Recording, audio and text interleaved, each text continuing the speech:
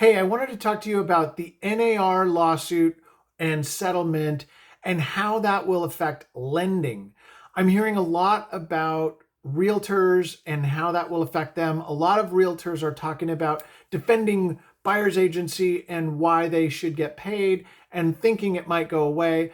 And I too am here to defend buyer's agency, and I don't want to see it go away. As a lender, I work with a lot of buyer's agents and I do not want to see that go away.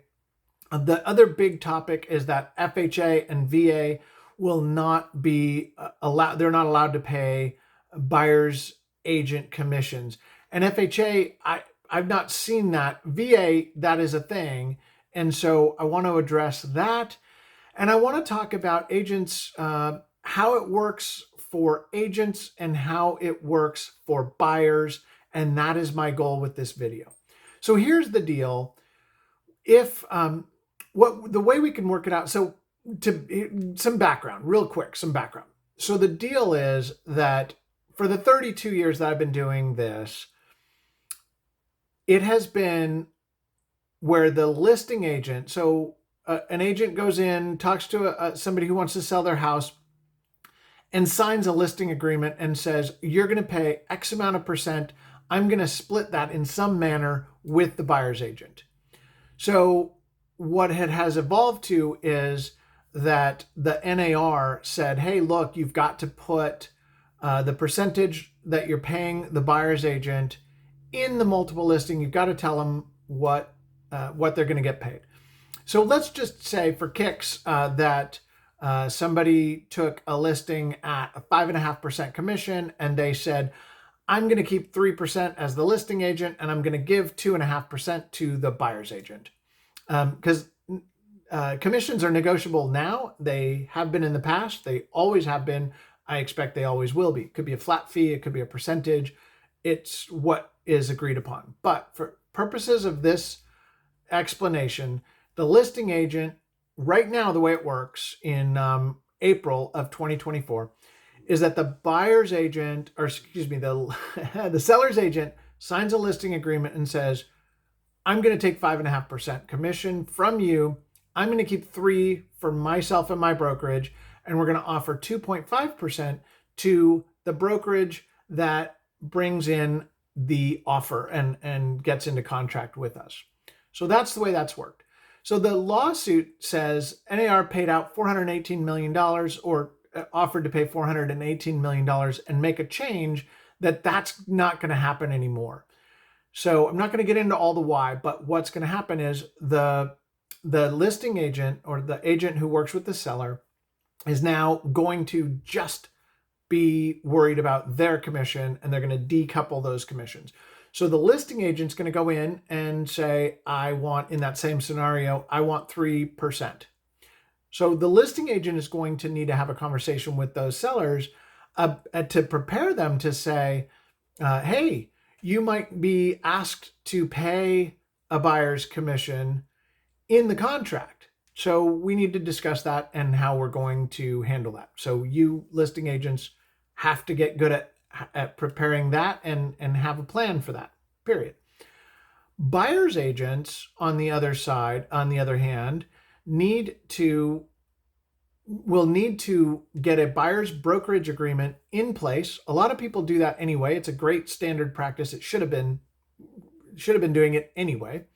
And in that contract, they would say, I expect to be paid X amount of dollars. Let's just keep the example I was going. Let's say we expect to be paid 2.5% of the purchase price for my services. And then you'd have to explain to the buyer that, hey, it can be paid by you. It can be paid by the seller. We can ask for seller concessions to cover this, and we'll handle that in the contract. And then you need to be really good at describing what you do and what value you bring to the table and why you're worth whatever you decide you're going to charge. And then you need to talk about how it might be paid and what happens if you make an offer and the seller says, well, we'll give you a 1.5%, not 2.5%. Well, now the buyer needs to either pony up that extra 1% Or if they don't have it, then they need to, I don't know it. I honestly do not know as a lender if you guys meaning you realtors, can make a change to that 2.5% and say, okay, I'm willing to do it for 1.5% because that's all the sellers get. I don't know. So that's on you guys. You guys being realtors, you need to figure that part out. So I want to address how it works from lender's point of view.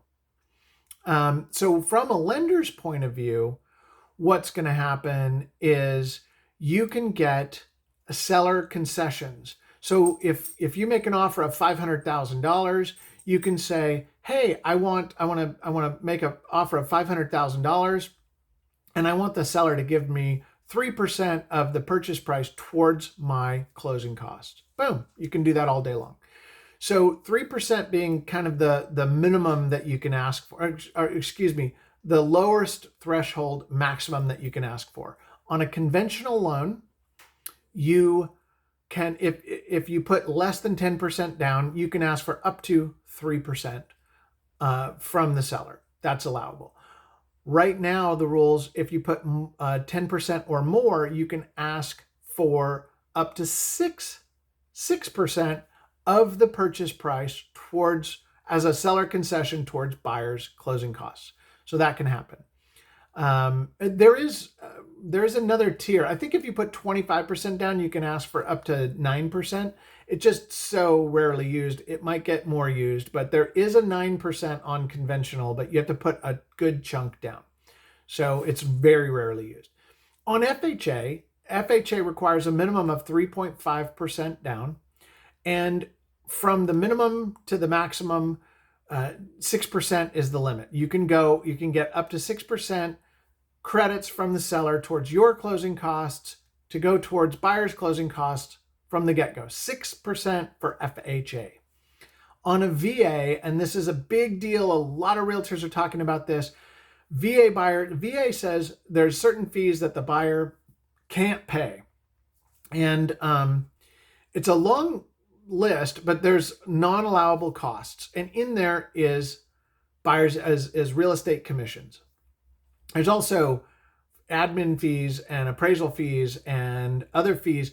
So here's the other trick is that if the lender can charge up to a 1% origination fee, and if they do not charge that 1% origination fee, the buyer can pay some of those non-allowable costs. So normally we don't, in the olden days, we had to ask the seller to pay everything. Now we don't have to do that because I never charge an origination fee, so it's okay for the buyer to pay some of those non-allowable costs.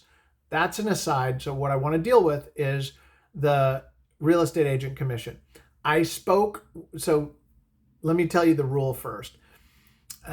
Sellers can pay any normal non-reoccurring closing costs up to any limit. It's all good. They can pay it. So they can pay buyers points, they can pay escrow fees, they can pay all these things, and there's no limit. But if they're going to pay sort of not normal non-reoccurring fees for the buyer, like a temporary buy down or the VA funding fee, those aren't normal for the seller to pay. They can pay those up to 4%. So I just spoke with a VA underwriter this morning, and they told me directly that if you put in your offer that the seller is to pay up to, let's just say 2.5% towards buyer's closing costs to cover the buyer's agent commission, then that's okay. It can't show up on the buyer's side of the column. It can't show up as a buyer's cost and then show up as a seller credit to offset. That can't happen. It has to be itemized to the seller and show up on the seller side. So I believe that, I know VA is, because the VA underwriter that I spoke to said that the VA is in talks about this. It's not happening in a vacuum. They know this is happening. So they're going to be working on exactly how that's going to work and what that's going to look like. The VA wants people to pay for things for the buyer. So it's okay. So the hiccup and the wrinkle with the VA is that in my other example where the seller said we'll pay 1.5% towards a 2.5% buyer's agent commission, the veteran's not allowed to pay that other 1%. So you have to figure out if you can renegotiate. If you can't renegotiate that, you being realtors, then you can't buy that house. If you won't or can't renegotiate that, the buyers can't make up that difference. So does that put the buyer at a disadvantage? It could, but on on FHA and conventional, that is not the case, and you'll be okay there. So again, both Fannie Mae, Freddie Mac, HUD, VA, they're all working on how they're gonna do this and what it's gonna look like, and they're gonna come up with ways for us to work. It's going to work with seller concessions. It's not going to work with like, oh, hey, lenders will just like cover buyers' commissions. We're not going to do that because that's sort of kind of what NAR was doing and what got them sued. So we're not going to do it. Fannie Mae, Freddie, HUD, VA, they're not going to say, oh, we'll just normally pay that. They are going to come up with a plan for how seller concessions will work for that, and best practices, what we want it to look like, etc. So I'm happy to talk. I've been very much involved in looking at this and looking at a lot of different real estate experts, and what I know is that it's the good news, I think, is that this is going to put everything out in the light, because buyers, I've been doing this for 32 years, and buyers never understood, well, I should say for the most part, don't understand how their agents get paid. A lot of agents have said, hey, I normally get paid about this much around here, and and that's kind of normal. And sometimes I get a little less, and sometimes I get a little more, and the seller has paid for it. So you don't have to cut a check to me for that. And that's happened. So now that conversation has to change. And again, you need to put it out there as to what your value is and why they should pay this and how they should pay this and how it's going to work. So I think that you need to just concentrate. You realtors need to concentrate on your skills. You buyers need to just don't pay attention to the headlines. Work with a professional realtor, work with a professional mortgage person, and let's go from there. So I'm happy to have those conversations with buyers. I'm happy to have those conversations with sellers. I'm happy to have those conversations with realtors, buyers agents, listing agents. So my goal is to share from the lender's perspective and open up a dialogue, and I hope that's helpful. Have yourself a great day.